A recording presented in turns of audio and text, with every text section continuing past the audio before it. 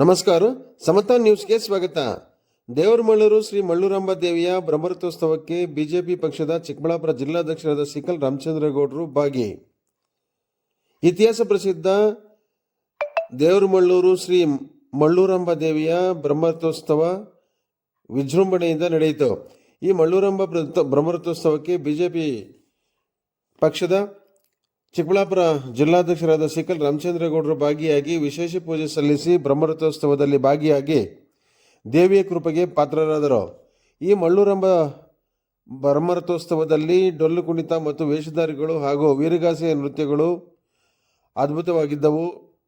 ಎಲ್ಲ ಭಕ್ತಾದಿಗಳಿಗೆ ಅನ್ನಸಂತರ್ಪಣೆ ಸಹ ಏರ್ಪಡಿಸಿದ್ದರು. ಬ್ರಹ್ಮರಥೋತ್ಸವ ದೇವರಮಳ್ಳೂರು ಬೀದಿಗಳಲ್ಲಿ ಸಂಚರಿಸಿ ಭಕ್ತಾದಿಗಳು ರಥೋತ್ಸವವನ್ನು ವೀಕ್ಷಿಸಿ ಕಣ್ತುಂಬಿಕೊಂಡರು.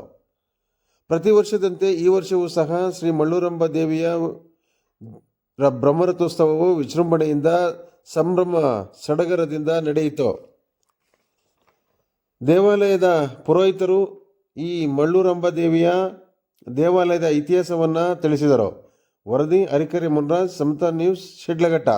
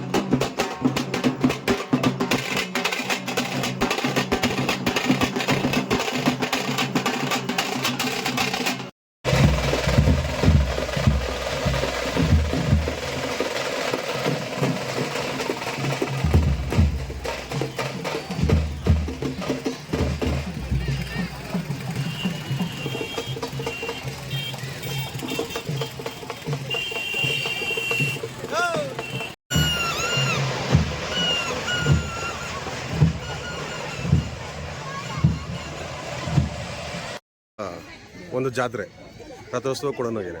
ಸೊ ಏನು ಈ ರಥೋತ್ಸವದ ಹಿನ್ನೆಲೆ ಏನು ಸರ್, ಇತಿಹಾಸ? ಸರ್, ಹಿನ್ನೆಲೆ ರಥೋತ್ಸವ ಇದು ಚೋಳರಾಜರ ಪ್ರತಿಷ್ಠಾಪನೆ.